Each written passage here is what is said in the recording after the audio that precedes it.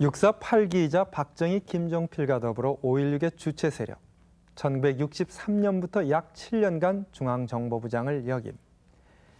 여기까지만 해도 아마 여러분들 중에는 이 사람이 누군지 금방 아실 겁니다.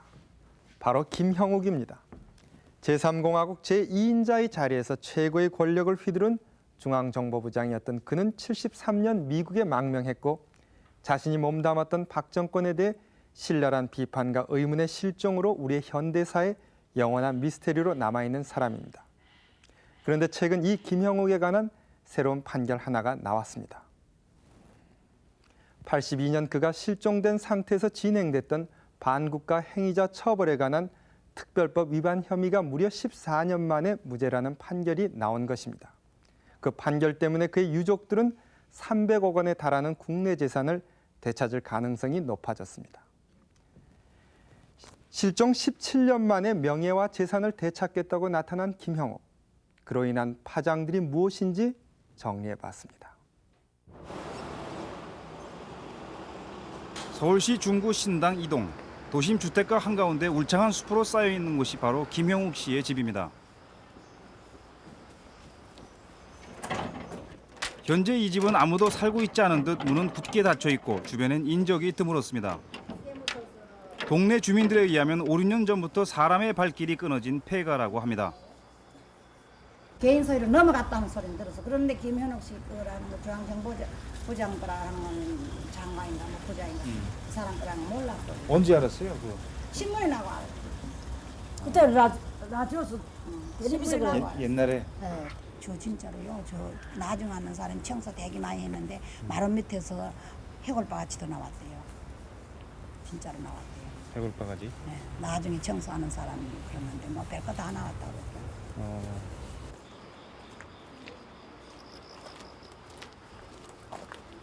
대지가 총 568평, 시가 30억 원이 넘는 땅이지만 김형욱 씨는 지난 82년 반국가 행위자 처벌에 관한 특별법 위반으로 이 땅을 국가에 몰수당했습니다.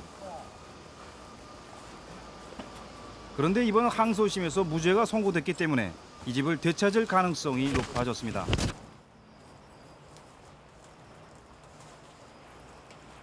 한때 국내 2인자의 자리에서 최고 권력을 휘두르던 중앙정보부장의 집. 그때로부터 25년이 흐른 지금 그의 집이 이렇듯 폐가로 변할 줄은 김형욱 씨 자신도 미처 몰랐을 것입니다.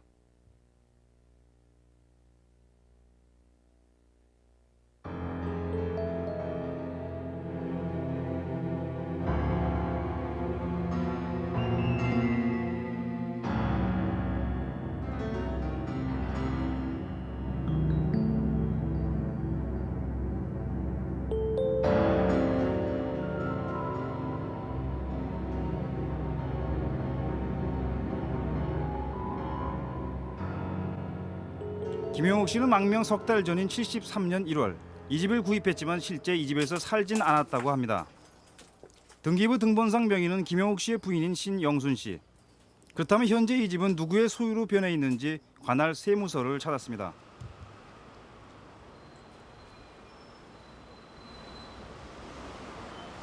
그 당초에 그 김형욱의 그 부인인 그 신영순 씨 앞으로요.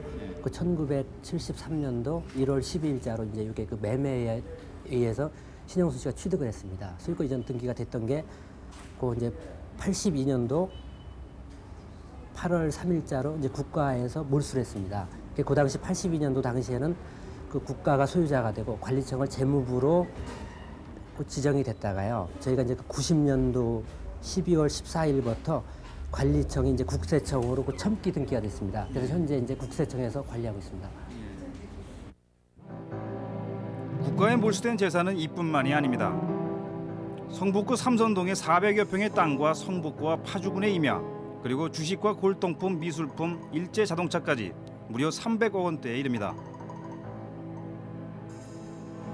당시의 몰수 조서를 보면 부동산과 현금은 물론이고 집안의 가구를 비롯한 살림살이에 이르기까지 모조리 몰수했음을 알 수 있습니다. 김형욱 씨는 이미 실종돼 생사를 알 수 없는 상태였는데 이렇듯 전 재산을 몰수하고 실형을 선고하게 된 까닭은 과연 무엇이었을까?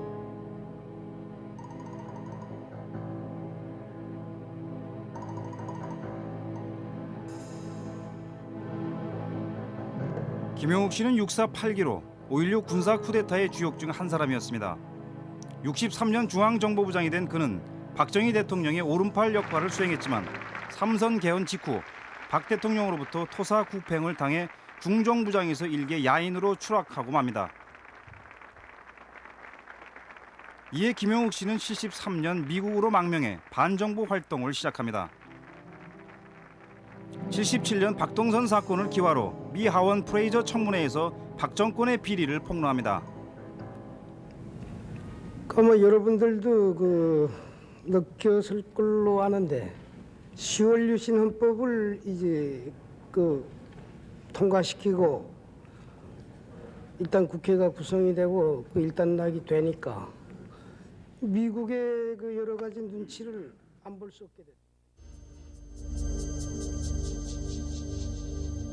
배신자 김영욱에 대한 박정희의 분노는 극에 다다랐고 그 증표로 만들어진 것이 반국가 행위자 처벌에 관한 특별조치법입니다. 박정희 대통령은 감히 자신을 거스르며 외국에서 돌아오지 않는 김영욱을 처벌하고자 했습니다.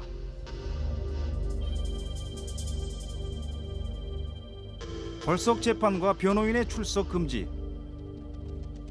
또한 검찰의 공소 사실 요지와 의견만 있으면 증거 조사 없이 형을 선고하도록 규정해 놓았습니다.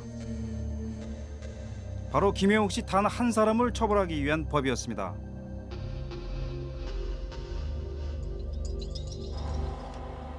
그러나 박정희 대통령은 이 법으로 김영욱 씨를 단죄하진 못했습니다. 그는 79년 10월 돌연 파리에서 행방을 감춰버린 것입니다. 그리고 그가 사라진 지 20여일 후 박정희 대통령 또한 서거했습니다.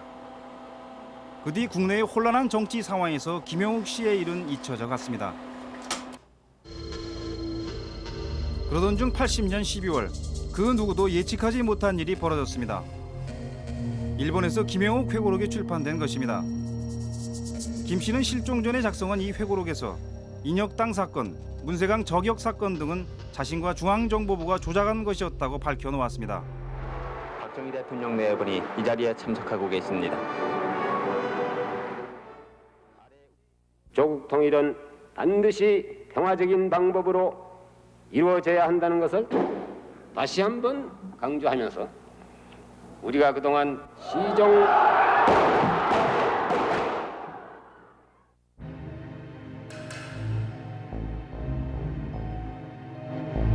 그 회고록은 당시 국내외에 큰 파란을 일으켰고 정부는 이 회고록의 내용을 문제 삼아 이미 실종되고 없는 김 씨를 구속 기소한 것입니다.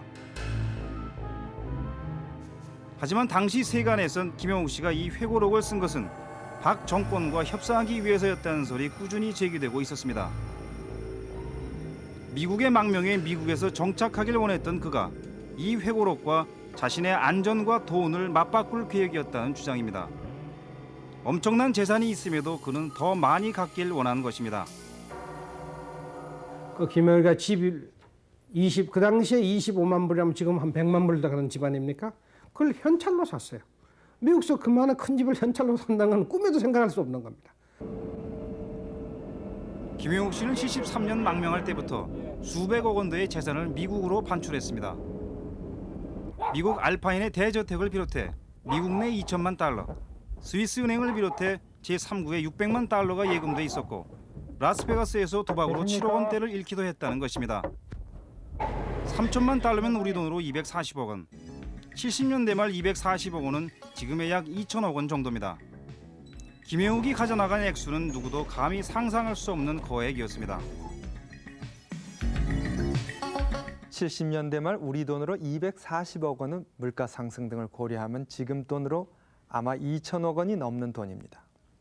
김영욱 씨는 단 6년간의 중앙정보부장 재직으로 이런 엄청난 거액을 손에 쥘 수 있었습니다. 그가 갖고 있던 권력의 힘이 얼마나 대단했는지 그의 엄청난 재산이 말해주는 듯합니다. 그러나 망명 자금을 좀 더 얻고 또 안전을 보장받기 위해 썼던 회고록이 문제가 돼서 그의 국내 재산은 국가에 몰수당한 채 14년이 흘렀습니다. 그리고 지금 김 씨 유족들의 재산 되찾기 노력은 90년부터 시작되어 94년에는 재산 몰수 규정은 위헌이라는 판결이 이미 나왔습니다. 이에 따라 몰수 재산 반환 청구 소송을 김 씨 유족들은 제기 중에 있습니다. 하지만 이번에 형사상 무죄가 선고됐기 때문에 재산 반환 가능성은 매우 높아졌습니다. 그런데 이런 재산 찾기 과정에서 선량한 시민들이 엉뚱한 어려움을 겪고 있습니다. 바로 이번에 재산 반환 소송 대상으로 지목된 성북구 삼선동 2가의 한 빌라인데요. 과연 어떤 문제가 야기되고 있는지 알아봤습니다.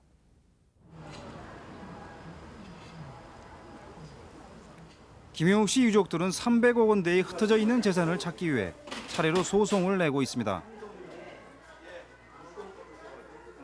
소송 계류 중인 성북구 삼선동의 대지 414평은 실제 그들이 살았던 곳이기도 합니다.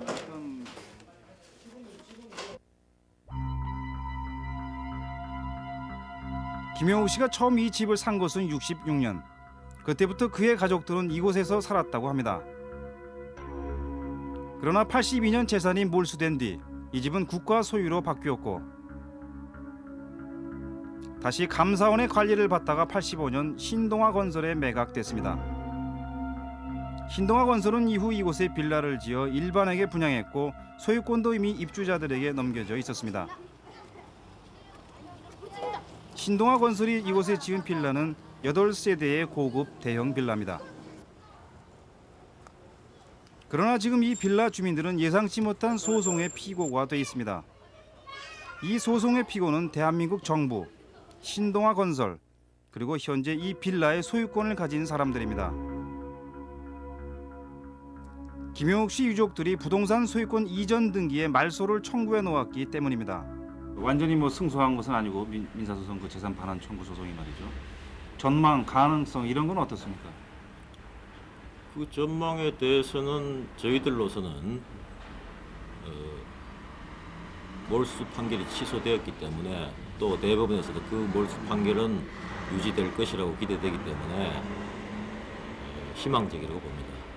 희망적이라고 하는 건 거의 저희들로서는 거의 확정적이라고 봅니다.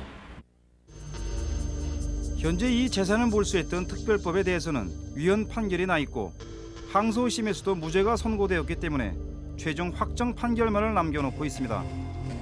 대법원까지 가든지 검찰이 항고를 포기하면 그대로 확정됩니다. 그런데 이것이 확정되면 신동아 빌라 주민들은 집을 비워야 할지 모릅니다. 게다가 최악의 경우 강제 철거당하는 사태까지 우려되고 있습니다. 우리는 신동아 건설회사에서 분양해서 돈 주고 다 샀는데 그런 소리 얼토당겨서 그런 소리 하지도 말라고. 신동아에서 물어주든지 대한민국 정부가 물어주든지 하겠지 뭐. 그 소유권 반환을 하라고 하면 꼼짝없이 반환을 해야 되는데. 대한민국 정부가 저질러놓은 일인데 우리가 서민들이 무슨 책임 있어요? 대한민국 정부가 책임져야지. 저들이 뺏어가지고 저들이 북치고 장구치고 다 해놓고는 이제 와서 우리 보고 해정당하라 그러면 말도 안 되는 얘기 아니고. 사실 이곳의 주민들은 지금도 재산권 행사에 어려움을 겪고 있습니다. 현재 이 빌라 등기에는 모두 소유권 말소 예고 등기가 돼 있습니다. 김영욱 씨의 재판 결과에 따라 현재의 소유권은 말소된다는 뜻입니다. 적법한 절차를 밟아 집을 구입한 주민들로서는 왜 이런 피해를 받아야 하는지 불안과 불만이 증폭되고 있는 형편입니다.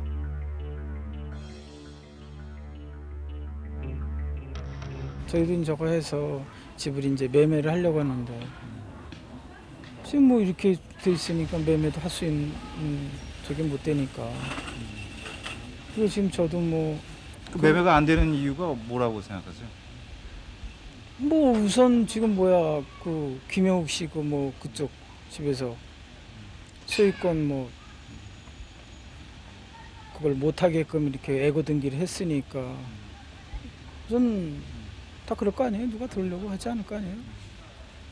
그럼 거기다 우리도 이 집을 인수하면 돈도 은행 돈도 더 쓰고 그랬는데 거기다 좀 이자나 기타 재정적으로 경제적으로도 그렇지만은. 만약 판결이 확정돼서 김영욱 씨의 재산을 모두 돌려줘야 할 경우 이곳처럼 개인 소유로 전환된 것은 정부가 현재 가치로 계산해 주는 것이 기존의 법률 관계를 깨지 않는 최선의 방법일 것입니다. 그러나 최악의 경우 김영욱 씨의 유족들이 굳이 자신의 땅을 되찾겠다고 한다면 돌려줄 수밖에 없습니다.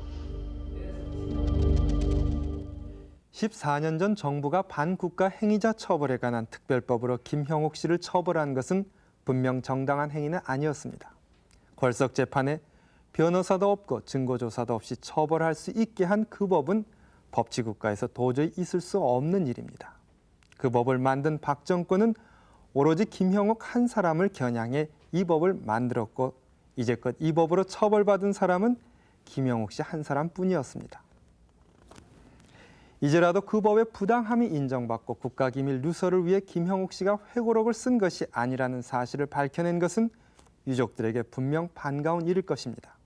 하지만 그가 중앙정보부장 재직 당시 어떤 일들을 했는지를 아는 이들에겐, 그리고 그가 어떤 방법으로 재산을 모았는지를 아는 이들에겐 김형욱 씨 유족들의 재산 되찾기 노력은 씁쓸한 뒷맛을 남기고 있습니다.